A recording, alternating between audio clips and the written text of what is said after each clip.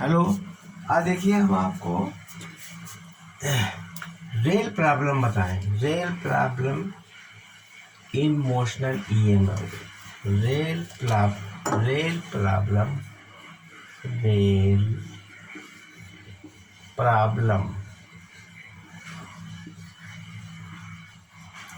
इन motional EMF अब देखिए rail problem के अनुसार बताएं।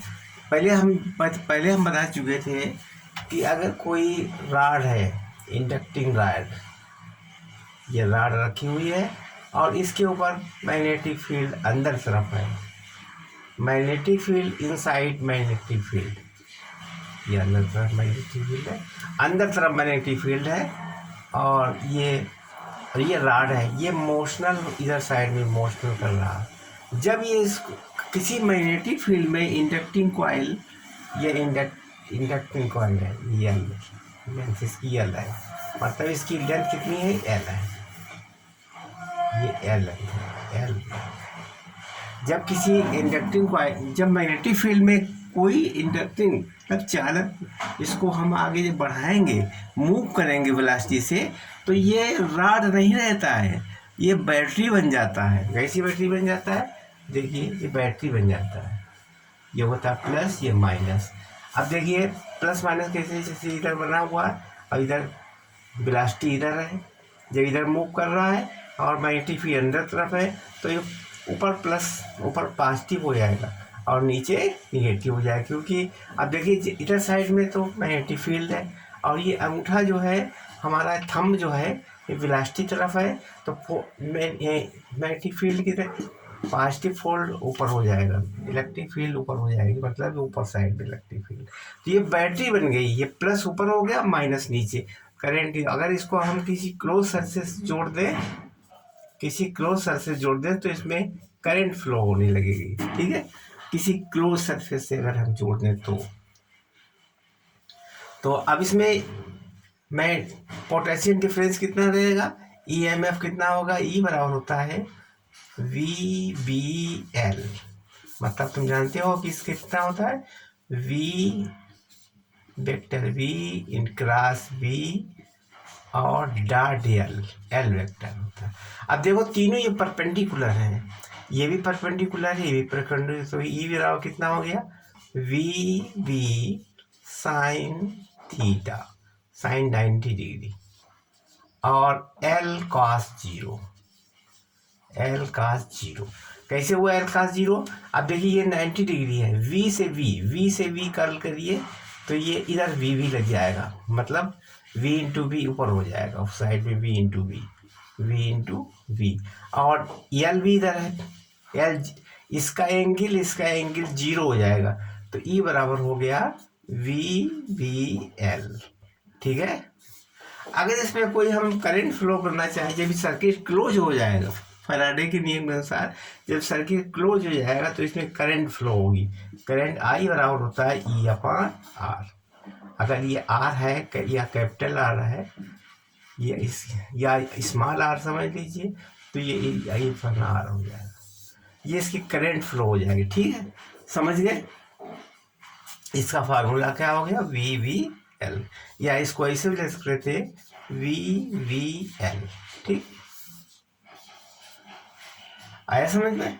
ठीक, ये तो हमने बता दिया है कि पिछले एपिसोड के अनुसार, जो पिछली बार बताया था उसी के अनुसार हमने इसको बता दिया, आगे बिगाड़ रहे, समझ गए। अब रेल प्रॉब्लम देखिए कैसे होती है।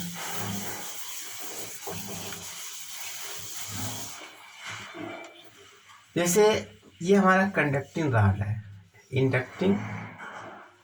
जो कंडक्टिंग रॉड है, ठीक है, और ये इसके ऊपर हम अगर इसी इमेजिनरी रेल बना दें और यहाँ पर हम एक रेजिस्टेंस लगा दें, रेजिस्टेंस R लगा दें, और इसकी लंबाई कितनी रहेगी, इसकी लेंथ जो है L है और R है, इसका रेजिस्टेंस भी R है। जब इसको इधर मूव करेंगे वी से, जब इधर से V0 से मूव करेंगे, V0 से मूव करेंगे V नाम से, अब तो क्या होगा, ये मैग्नेटिक फील्ड है, ये मैग्नेटिक फील्ड अंदर तरफ है, इनसाइड मैग्नेटिक फील्ड है, ये इनसाइड मैग्नेटिक फील्ड, ये मैग्नेटिक फील्ड अंदर तरफ है। जब अंदर तरफ है तो हमें क्या क्या ज्ञात करना है, फाइंड फर्स्ट ई ज्ञात करना है और आई भी निकालना, करंट भी निकालना है, ईएमएफ निकालना। इंड्यूस ईएमएफ मतलब इंड्यूस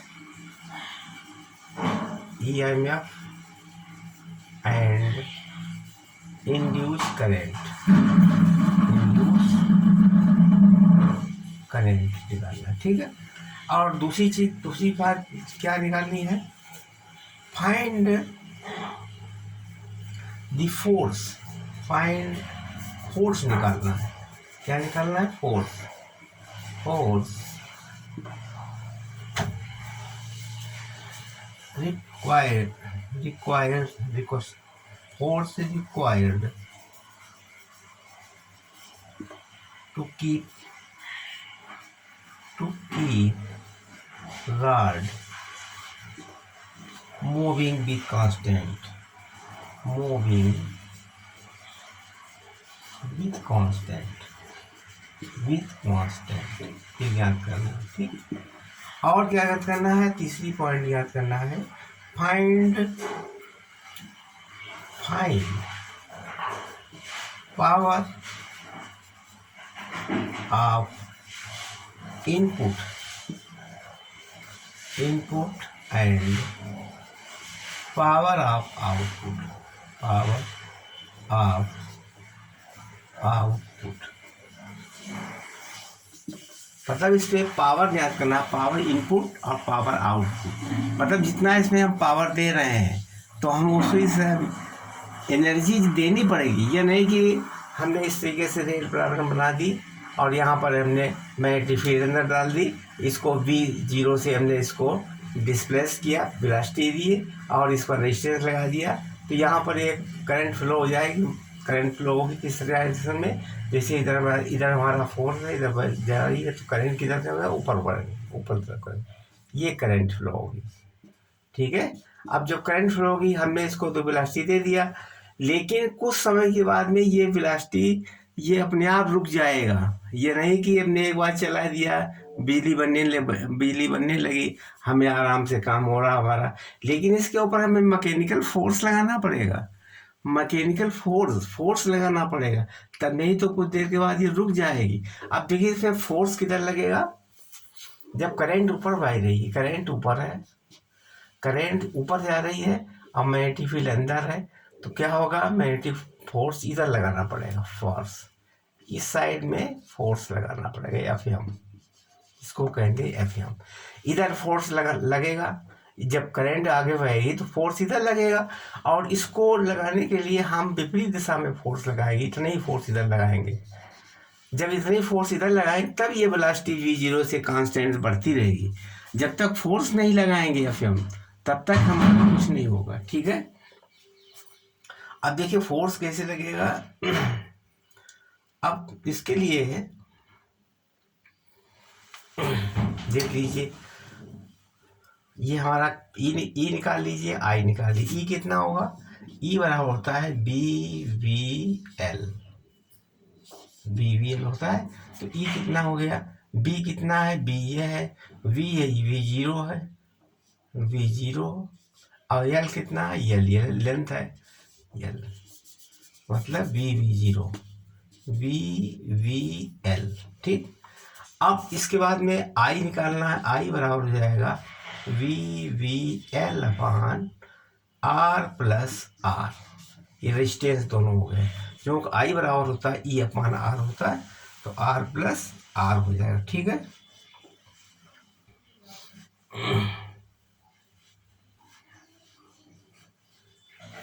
बिगाड़ दें, आई निकाल लिया, अब क्या निकालना है देखिए। अब देखिए ये हमारा रॉड है, ये इंडक्टिंग कॉइल है, ये एफएम इधर लग रहा है तो इसके और वेलोसिटी इधर भी है v0, तो यहाँ से Fm इधर भी लगाना पड़ेगा। तो यह बराबर तुम जानते हो, जब यहाँ पर करंट I फ्लो हो रही है, जब किसी मैग्नेटिक फील्ड में करंट फ्लो होती है तो I इधर फ्लो हो रही है, फोर्स किधर लगेगा, इस I इधर फ्लो हो रही है और मैग्नेटिक फील्ड इधर, फोर्स इधर लगेगा। यह फॉर्म बराबर होता है IBL, पहले बता चुके थे। IBL, IBL साइन थीटा होता है, साइन 90 डिग्री है, तो IBL FM बराबर हो जाएगा IBL। अब FM निकाल लीजिए, I कितना है देखो, अभी I निकाल चुके थे।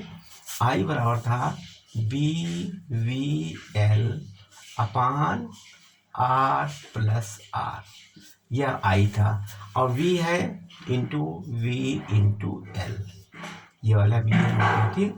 अब कुल मिला कितना हो जाएगा,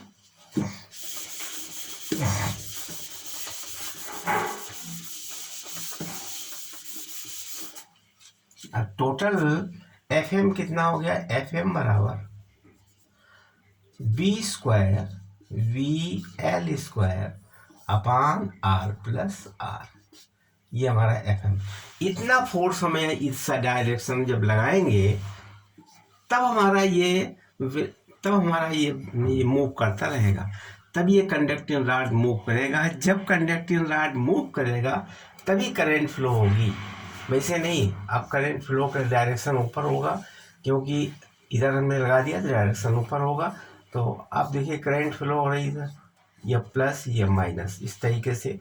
और इसके ऊपर फोर्स जब हम FM लगाएंगे, ये वाला फोर्स लगाएंगे, तब इसमें करंट फ्लो होती रहेगी। कहने मतलब है, जब तक हम इसको फोर्स नहीं लगाएंगे, बल नहीं लगाएंगे, इसको मूव नहीं करेंगे फोर्स से, नहीं तो रुक जाएगा वो। जब मूव करेंगे तभी हमारा यहाँ पर करंट मतलब करंट बनेगी, ठीक है। अब देखिए इसके बाद में क्या निकालना है, पावर ऑफ इनपुट। हम इसमें कितना पावर दे रहे हैं और उससे कितना पावर प्राप्त कर रहे हैं, उसके बारे में देखिए, पावर ऑफ इनपुट और output.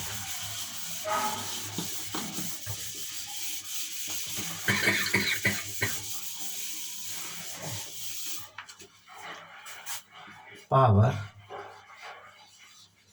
of input and power of output PO, ये PI इनपुट हो गया, इनपुट। अब पावर ऑफ इनपुट और पावर ऑफ आउटपुट, मतलब हम इसमें कितना पावर देंगे तब हमको एनर्जी प्राप्त होगी, बगैर पावर दिए एनर्जी नहीं मिलेगी। तो पावर ऑफ इनपुट कितना हो गया, P बराबर होता है dW अपान dt, ये पावर होता है dW अपान dt। अच्छा,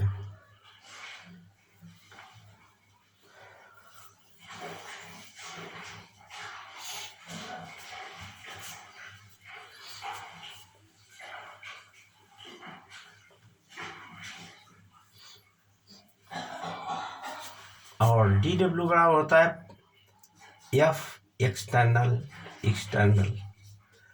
W बराबर होता है इंटू dx अपान dt।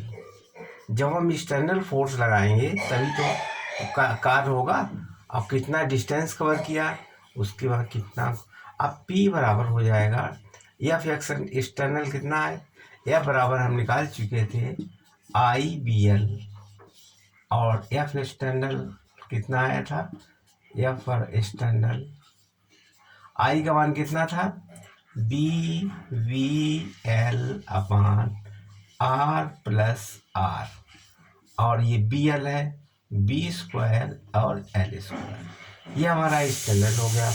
अब कितना हो जाए, F कितना हो गया, B square BL square R plus R,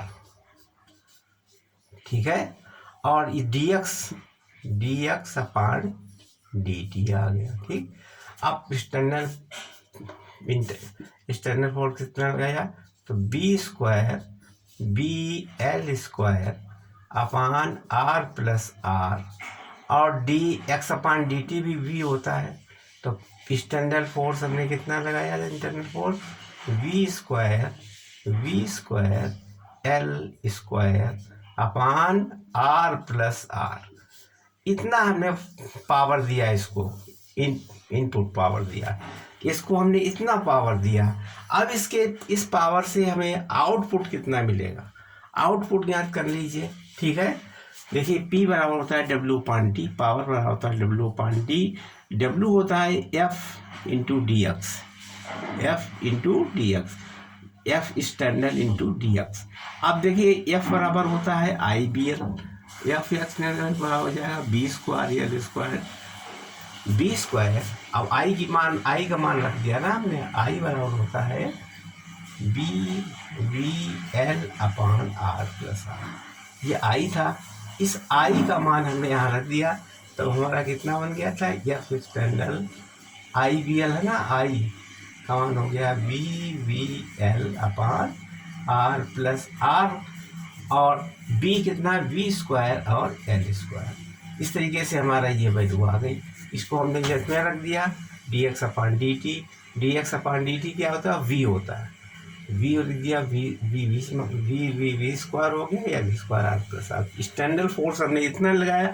अब इसमें हमको कितना आउटपुट मिला, एनर्जी कितनी प्राप्त हुई, इलेक्ट्रिक एनर्जी कितनी मिली, वो हमें याद करनी है। ठीक है, देखिए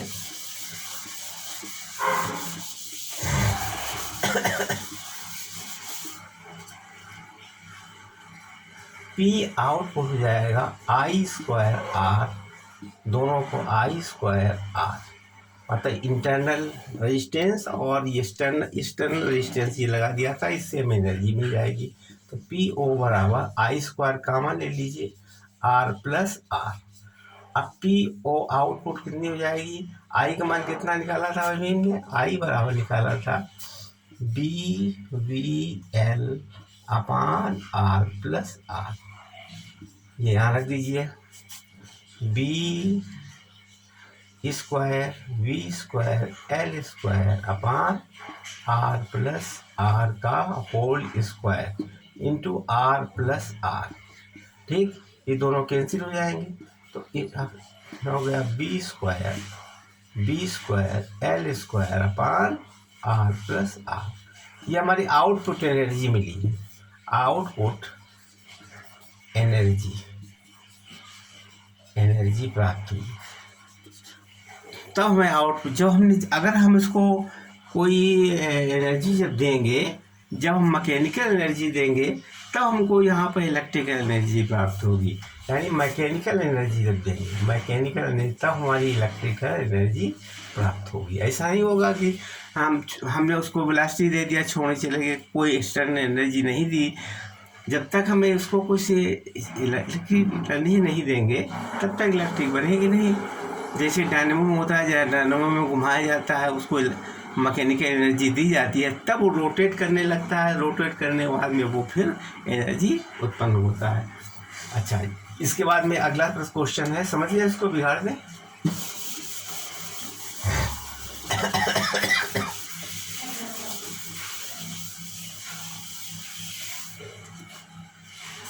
मान लीजिए इंडक्टिंग कॉइल ये है, इंडक्टिंग कॉइल, ठीक है, और हमारा ये रेजिस्टेंस, इसको रेल प्रॉब्लम से सॉल्व करेंगे। यहाँ पर हमारा रेजिस्टेंस लगा हुआ है, रेजिस्टेंस आर, और इसका रेजिस्टेंस कितना एल है, लेंथ इसकी एम है, और आर है, रेजिस्टेंस इसका आर है। ठीक है, अब देखिए इसको हमने इधर साइड में मूव किया, तो v0 वेलोसिटी से मूव किया।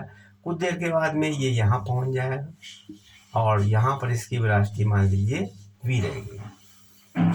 ठीक है, अब इसके बाद में क्या हुआ, क्या ज्ञात करना है इसमें, फाइंड पहला नंबर तो E ज्ञात कीजिए और I ज्ञात कीजिए।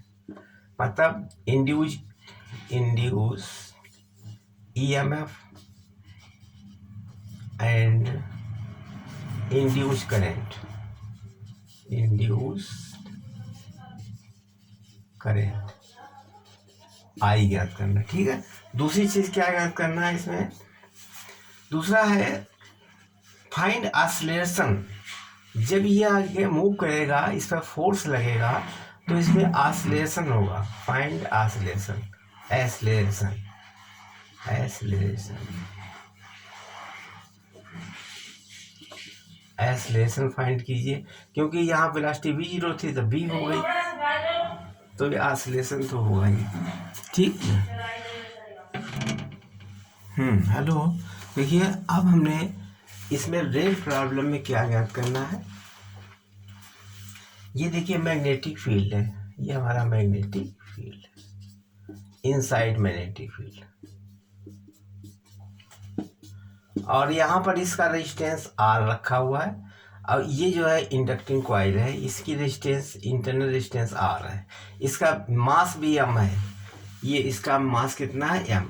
इसमें हमें पहले E ज्ञात करना है, मतलब इंड्यूस EMF ज्ञात करना है, और इंड्यूस करंट। इंड्यूस EMF कैसे निकलेंगे, E बराबर होता है VVL। ठीक है, E बराबर होता है VVL, E बराबर VVL। अब I ज्ञात कर लीजिए, I बराबर हो जाएगा E अपान R प्लस R। ठीक है, E कितना है, VVL अपान R प्लस R, ये हमारा I निकलेगा। ठीक है, इंड्यूस EMF निकाल दिया, इंड्यूस करंट निकाल दी। अब हमें क्या ज्ञात करना, एक्सीलरेशन। एक्सीलरेशन कैसे निकलेगा, अब देखिए इसमें मैग्नेटिक फील्ड तो अंदर तरफ लग रही है, ये मैग्नेटिक फील्ड है, मैग्नेटिक फील्ड अंदर तरफ लग रही है, वेलोसिटी इधर है, तो करंट किधर फैला होगा, ऊपर तरफ, ऊपर तरफ करंट फ्लो होगा, ये आई फ्लो होगी, ये आई, इधर करंट फ्लो होगी। अब हम जानते हैं जब किसी में करंट फ्लो होती है तो उसमें फोर्स लगता है। जब मान लीजिए हमें इसमें करंट फ्लो हो रही है, ये प्लस, ये माइनस, ये प्लस माइनस, ये करंट फ्लो हो रही है, और ये मैग्नेटिक फील्ड है इसके अंदर, तब इसमें एक फोर्स लगेगा। फोर्स ये इसमें वायर में क्या लगेगा, फोर्स लगेगा। करंट इधर साइड फ्लो हो रही है तो इसमें फोर्स लगेगा। फोर्स किधर लगेगा, इधर लगेगा, क्योंकि करंट ऊपर जा रही है और मैग्नेटिक फील्ड अंदर है, तो फोर्स हथेली तरफ फोर्स लगेगा, इधर साइड फोर्स लगेगा, FM। फोर्स क्या होगा, FM। अब एक FM फोर्स लगेगा। ठीक है, अब देखिए FM का वैल्यू निकाल लीजिए। FM करंट तो निकाल ही चुके हैं, एक्सीलरेशन निकालना है। देखिए FM निकाल लीजिए, FM बराबर होता IBL, जानते हो IBL साइन थीटा पढ़ चुके हो, तो FM बराबर हो जाएगा, I की वैल्यू कितनी निकली है, ये निकली VVL अपान R प्लस R। अब B का मान कितना है, B स्क्वायर इंटू BL है, ये BL है भैया, तो कुल मिलाकर हो गया है B square VL square upon R plus R। ये हमारा FM आ गया। अब चूंकि F बराबर MA होता है, तुम जानते हो F बराबर MA होता है, तो यहाँ लिख देंगे F जगह पर MA, मतलब EMA बराबर कितना हो जाएगा, MA।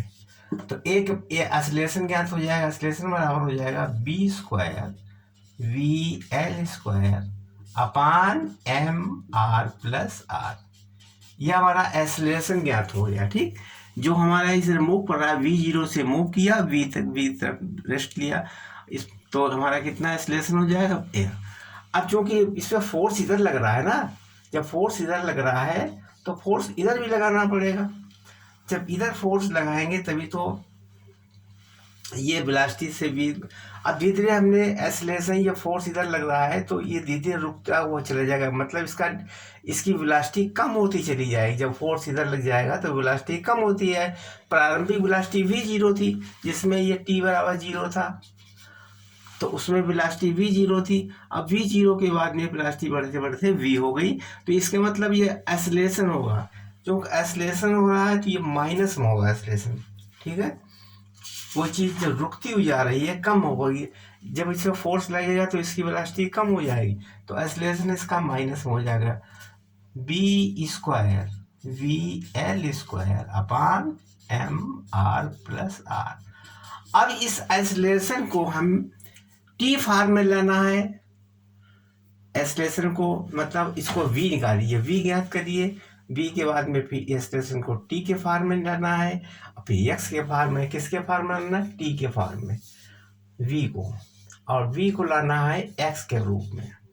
ठीक, एक्सेलरेशन तो मालूम हो गया, आप बिगाड़ते हैं इसको।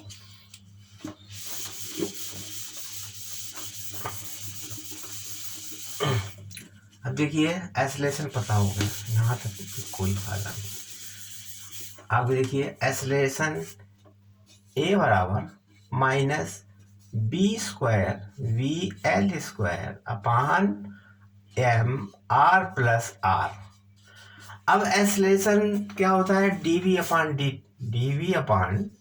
dx होता है एक्सेलरेशन, और बराबर हो जाएगा minus B square V L square upon M R plus R.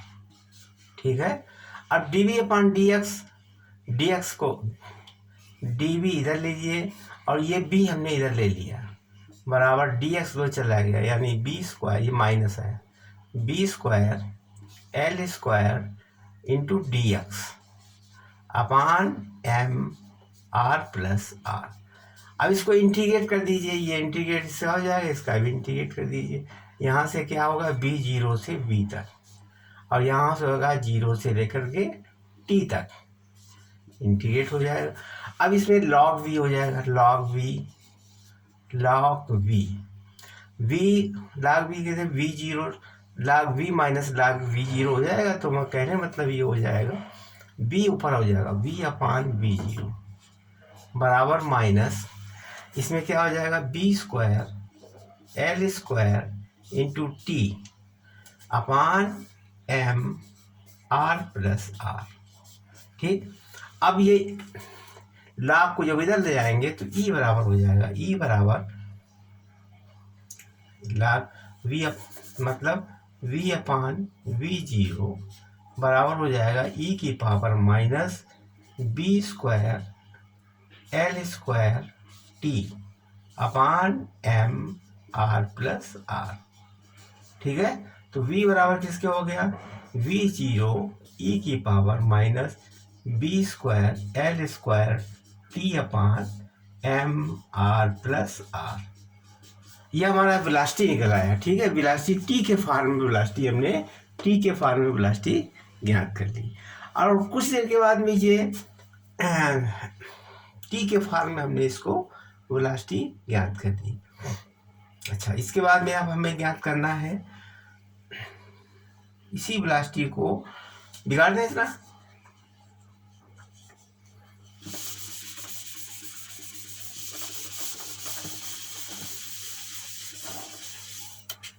अब देखो a बराबर होता है dv अपान dx। अब हम अगर मल्टीप्लाई करते हैं ऊपर नीचे dx, dv अपान dt होता है। अब इसको dx अपान dx से मल्टीप्लाई कर दे, कोई अंतर नहीं आएगा, तो b square v into L square upon M R plus R. ठीक है, ये तो मालूम है ये। अब हमारे dv अपान dx, अगर हम dv अपान dx कर दें तो एक्सेलरेशन पता हो जाए, dv अपान dt एक्सेलरेशन होता है।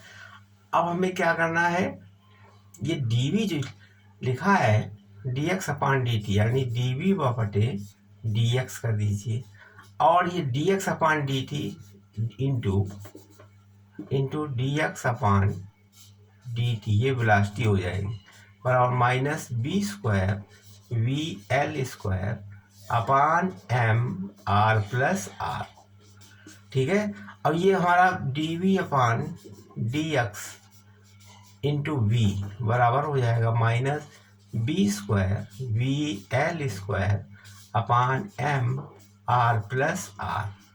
अब v से b कैंसिल हो जाएगा। ठीक, तो dv अपान dx यानी D V upon D X बराबर हो जाएगा minus B square L square upon M R plus R. ठीक है, अब हमें इसको डी एक्स उधर पहुँचा दीजिए, तो डी वी बराबर हो जाएगा minus B square L square D X, B square L square D X upon M R plus R, R plus R. ठीक है, अब इसको इंटीग्रेट कर दीजिए, इंटीग्रेट हो जाएगा ये भी इंटीग्रेट हो गया।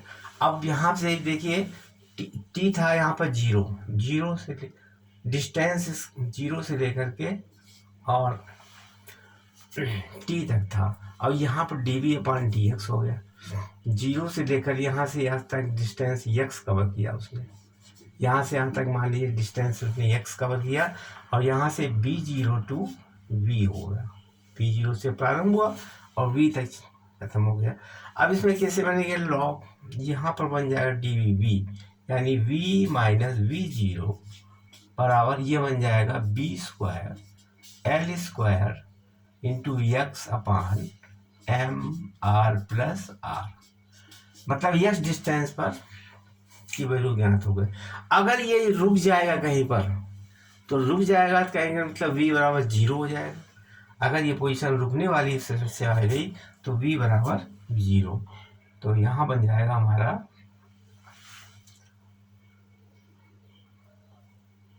v बराबर v जीरो माइनस, ये माइनस है ना, minus B square L X square A B square L square, इसको ध्यान रखो।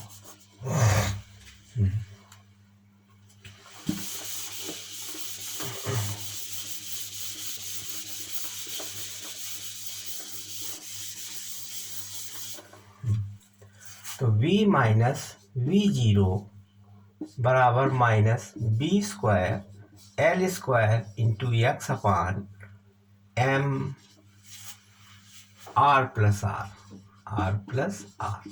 ठीक है, अब इसमें v अगर हम v जीरो कर दें या v बराबर पक्षांतर कर लें, v zero minus B square L square into X upon M R plus R. ठीक है, सही है। आगे देखिए, इधर बिगाड़ दें नीचे, अगर हम बी जीरो को जीरो कर दें तो जीरो बराबर हो जाएगा V zero minus B square L square X upon M R plus R. अब ये कितनी दूरी पर रुक जाएगा वो हम ज्ञात कर लें, इससे को इधर ले आइए, तो B square L square into X upon M R plus R बराबर हो गया वी जीरो। तो x के वैल्यू निकाल लीजिए, V zero into M R plus are